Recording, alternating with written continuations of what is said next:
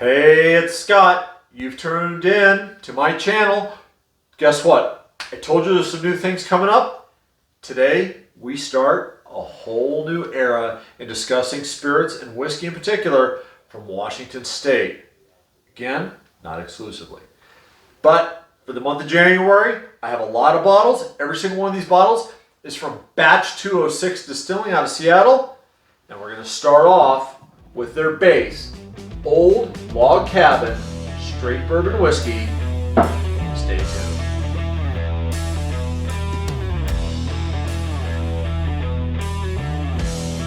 Hey, this is Scott, and you've tuned into the Rookie Wine and Whiskey Enthusiast channel, YouTube's primary channel for discussing Washington State wines and spirits and whiskey, but not exclusively. You guys notice I said spirits.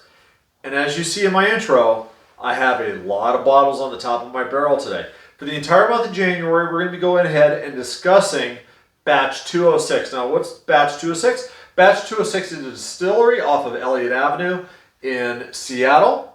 And what we're going to go ahead and do is we're not only going to discuss their whiskeys. And I said whiskeys, they actually have two. But they also produce a rum. They also produce an agave spirit because it technically can't be a tequila.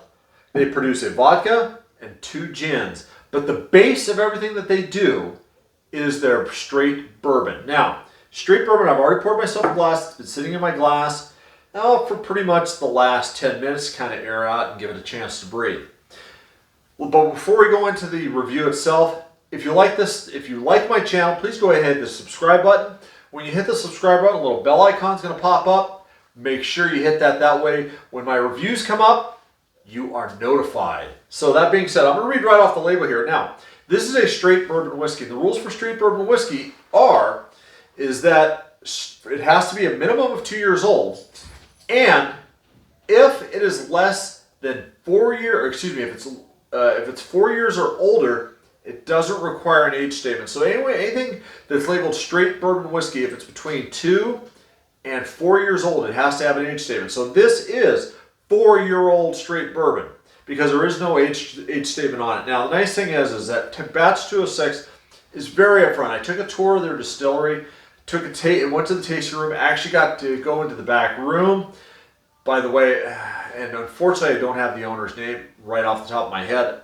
I should have notes down. I didn't get notes down tonight. I'll make sure to do that in my next video. But I'm going to put all the links and descriptions down below anyway so you can contact them and get some more information. But what I do like, and I love this about, and it doesn't matter if it's a winemaker, it doesn't matter if it's a distillery, they have a lot of information right here on the label. As Ralphie over in Scotland will say, what's on the label is the contract between the distillery and the consumer. So, this particular bourbon is high malt, pot still bourbon. Mash bill is 51% corn, 49% malted barley. Okay? We're not talking, there's no rye in it, there's no wheat in it. This is straight corn and straight malted barley. This here is slow reduction to 86 proof, so it's 43% alcohol by volume. Maturation is New American Oak, number 3 char, from the Independent Stave Company. And I believe that company is out of Missouri. Don't quote me on that. I might be wrong. I'm going to read the distiller's notes here. High malt pot still straight bourbon whiskey, handmade in Seattle, the heart of the Pacific Northwest. Full flavored, unfiltered bourbon with an array of dry vanilla bean and warm oak. I'm not going to get into the rest of the description here because I don't want to taint my review. Now, when I did taste this at the distillery, I'd heard some bad things and I've heard some good things, and I suspect that a lot of the bad things are based on their older distillates. So let's go ahead and jump right in. This is a very sweet bourbon on the nose. I am getting that corn. If you've ever had mellow corn, which is 100% corn whiskey, there's a lot of corn on this nose. It's very corn sweet, but I'm also getting a lot of that malted malto meal, cracked malts on the nose, almost a beer-like malt nose to this. Again, it's very sweet on the nose. There is a little bit of that oak that comes through with the vanilla, but there's hints of, I don't want to say cherry, I want to think of a light stone fruit. Boy, almost an unripened cherry, kind of a green cherry or a light red cherry. There's also a nutty note to this. Not a peanut note, but a hazelnut. That's kind of what I'm getting there. It's kind of a hazelnut. But I'm telling you right off the bat, here's my dog. Oh, great. He's got snow on him. It's snowing in the Seattle area. Great. Can't wait to drive in that tomorrow. How you doing, Buck? Anyways, let's go ahead and get into the tasting on this. By the way, you can take a look at the color. This really does have a film in it as it is unfiltered. Let's go ahead and take a sip.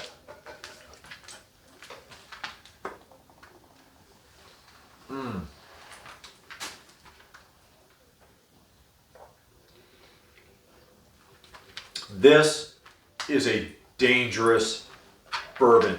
If you like sweet bourbons, okay, if you like sweet whiskeys, this is heavy on the corn sweetness. There's a vanilla, that nut comes through, but it's almost a candy cane. Have you ever had cherry flavored candy cane? Or not candy cane, cherry flavored cotton candy. That's what I'm thinking about. A cherry flavored cotton candy. That's what I'm getting. And that's how sweet this bourbon is. But that malted note, it has that Scotch feel to it. So if you like a good, strong single malt Scotch or an American single malt, there's a lot to like in this bourbon. This particular bourbon itself really can, I think, cross that boundary. If you're a bourbon person but you're not a Scotch person, if you're a Scotch person but you're not a bourbon person, this is that type of bourbon where you could go ahead and take a sip of it. It's at a low enough alcohol. It's, like I said, it's 83%. Excuse me, 83 proof, 43%, 86. Hold on a second here. 86 proof. Sorry, 43%. My math wasn't working there. This is that type of bourbon that you can go ahead and latch onto, and it's an easy sipper. If you want to introduce somebody to a good bourbon, Washington State Distilled Spirit, again, I'm a fan of Woodinville, I'm a fan of Dry Fly. This right now, it is a solid bourbon, sweet bourbon, but you gotta like sweet bourbons. Whereas Woodinville's, they're gonna have that rye mash bill in there, so you're gonna have a little bit of spice to it. This is completely different. It's sweet. How am I gonna rate this? This is an easy sipper. And this is, like I said, this is a bourbon that I would easily go ahead and introduce somebody into a bourbon, or even somebody coming out of Scotch and wants to try bourbon. I'm gonna probably rate this fairly high. I'm gonna rate this an 89 out of 100. I've sipped this before. This is the neck pour that I got, so it's the fresh pour right out of the bottle. I do recommend that you do allow it to open up just a hair. Pour it in the glass and just let it sit for about 10 minutes. Let's go ahead and another sip. I'm gonna see if there's anything else I'm missing.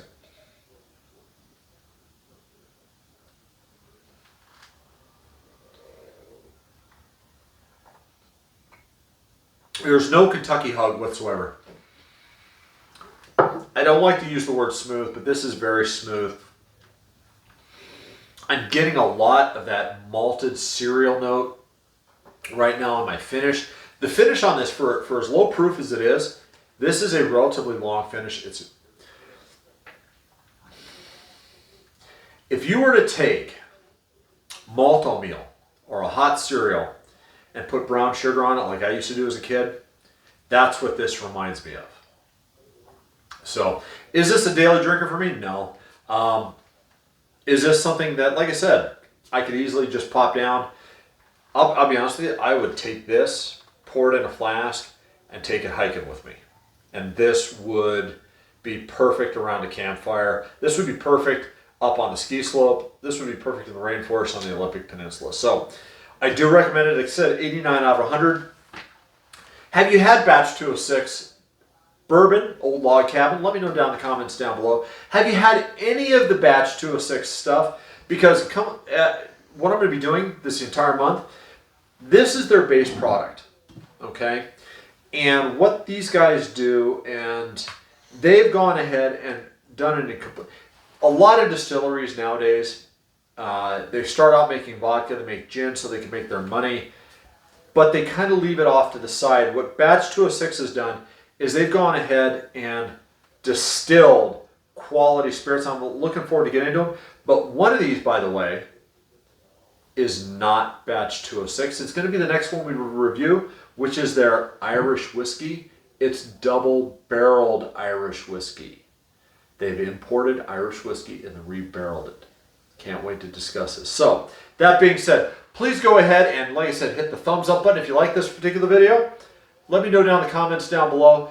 Have you had Batch 206 Old Log Cabin before? If not, is there another bourbon out there that has that high malt note and that high corn note all together in there? Let me know in the comments down below. Other than that, as always, please, folks, drink responsibly.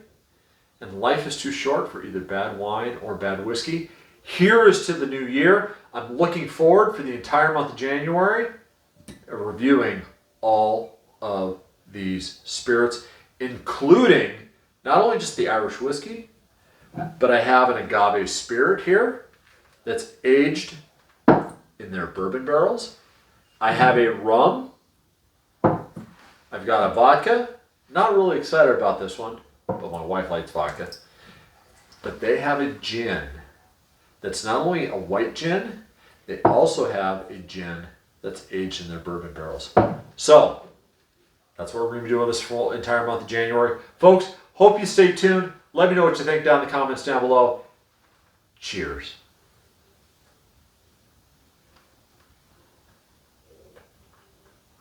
Gotta love it.